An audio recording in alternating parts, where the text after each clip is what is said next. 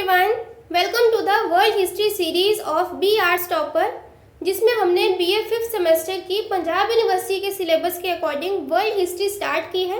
And in previous lecture we have discussed the syllabus of your class, and in today's class we are going to discuss the first topic of your syllabus, feudalism. So feudalism का meaning आज इस video में हम understand करेंगे। ठीक है, देखो ये जो टर्म है फ्यूडलिज्म, ये डिराइव की गई है जर्मन वर्ड फ्यूडम से।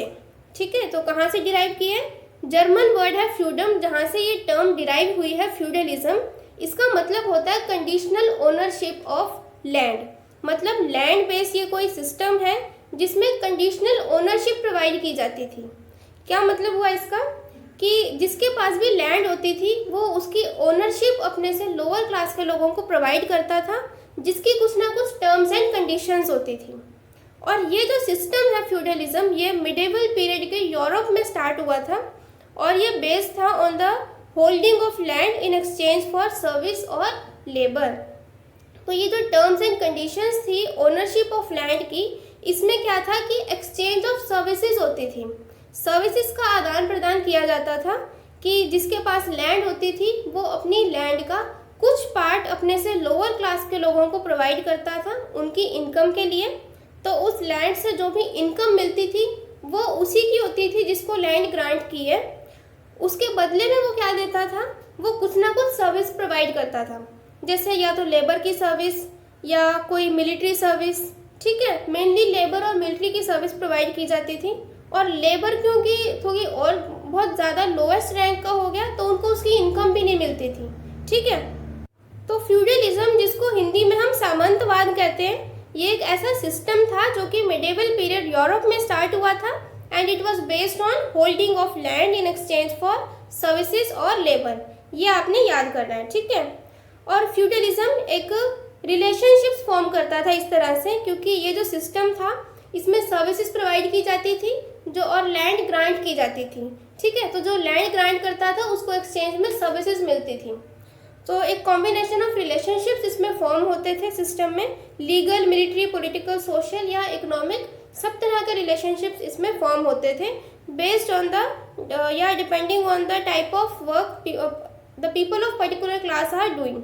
ठीक है, तो एक पर्टिकुलर क्लास है, उसके लोग क्या काम करते हैं उसके अकॉर्डिंग वो सर्विस प्रोवाइड करते थे। जैसे अगर नाइट्स हैं तो वो मिलिट्री सर्विस प्रोवाइड करते थे, या और जिसको जो भी काम आता था लैंड ग्रांटिंग के बदले में उनको वो सर्विस देनी पड़ती थी। अगर वो लैंड ले रहे हैं अपने ओनर से तो उस लॉर्ड को वो कुछ ना कुछ सर्विस देते थे। और अगर पीजेंट्स हैं तो वो अपने लेबर की सर्विस देंगे, फिर उसके बदले में उनको लैंड मिलती थी जिसके ऊपर वो काम करते थे। ठीक है, so feudalism was an arrangement in which the king was the owner of the whole land. अब ये जो सारी लैंड होती थी इसका ओनर सिर्फ एक ही होता था, किंग। किंग सारी लैंड का ओनर होता था। और ये जो लैंड होती थी इसको बोलते थे फीफ, FIEF, फीफ उस लैंड को बोला जाता था जो कि ग्रांट करता था किंग।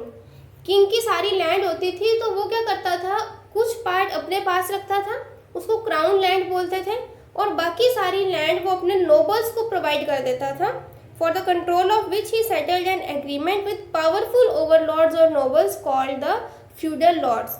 तो powerful overlords या nobles जो होते थे उनको feudal lords बोलते थे, जिनको किंग अपनी लैंड प्रोवाइड करता था, ग्रांट करता था अपना एक पीस ऑफ लैंड जिसको फीफ बोलते थे, और उसके ऊपर उनको कुछ सर्टेन राइट्स मिलते थे। मतलब उनकी, जैसे किंग ने किसी नोबल को एक लैंड का कुछ पार्ट प्रोवाइड किया तो उसके ऊपर से जो इनकम होगी वो उस लॉर्ड की ही होगी, लेकिन बदले में उसको कुछ ना कुछ सर्विसेज प्रोवाइड करनी है। जैसे एक तो किंग के प्रति लॉयल रहना उसके एक टर्म्स एंड कंडीशंस में होता था, और वॉर के टाइम में मिलिट्री सर्विस प्रोवाइड करना और थोड़ा बहुत कुछ टैक्स देना। ठीक है, तो इस तरह का ये एक अरेंजमेंट था फ्यूडलिज्म में या मिडिवल पीरियड यूरोप में।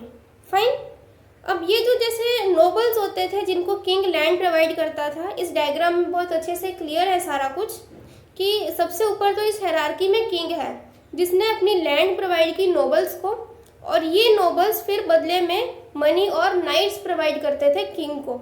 ये नाइट्स कौन है? नोबल्स जो होते थे ये आगे लेसर लॉर्ड्स को, इनसे छोटे जो नोबल्स हैं, छोटे लेसर लॉर्ड्स जो हैं, उनको लैंड प्रोवाइड करते थे अपनी लैंड में से। फिर उनसे ये मिलिट्री सर्विसेज लेते थे और यही मिलिट्री सर्विस फिर वो आगे किंग को प्रोवाइड करते थे। ठीक है, उसके बाद ये जो लेसर लॉर्ड्स या नाइट्स हैं, इनके पास भी लैंड होती थी, तो उस लैंड के ऊपर जो वर्क करते थे वो होते थे पीजेंट्स। और ये सबसे लोएस्ट क्लास के लोग होते थे, फार्मर्स, जो कि लैंड कल्टीवेशन का काम करते थे। और लोएस्ट इनका रैंक था फ्यूडल हायरार्की में। ये फ्यूडल हायरार्की का ही डायग्राम है। तो ये सारी ऊपर वाली क्लासेस को बहुत सारे डिफरेंट वेज में सर्व करने का काम करते थे और लैंड को कल्टीवेट करने का काम यही करते थे, जिससे इनकम होती थी, लेकिन इनको उसके बदले में कुछ भी मिलता नहीं था। ठीक है, तो कुछ पीजेंट्स ऐसे, देखो पीजेंट्स भी ना दो तरह के होते थे फ्यूडल सोसाइटी में। कुछ सर्व्स होते थे जिनको कुछ भी नहीं मिलता था, सिर्फ उनको वहाँ पे काम ही करना था और गुलाम होते थे वो। और कुछ पीजेंट्स थोड़े से फ्री भी होते थे, जिनको कुछ टैक्स पे करना होता था अपने लॉर्ड्स को। ठीक है, तो लेकिन पीजेंट्स की जो कंडीशन थी वो काफ़ी मिजरेबल थी फ्यूडल सोसाइटी में। Fine, so now I hope कि आपको फ्यूडलिज्म का मतलब समझ में आ गया। एंड अगर आपको PDF नोट्स परचेज करने हैं तो you can contact me on my WhatsApp number. और अगर आपको वीडियो अच्छी लगी है तो please do like, share, subscribe. कोई क्वेरी है तो कमेंट सेक्शन में पूछ सकते हो and please turn on notifications. Thank you so much, all the best.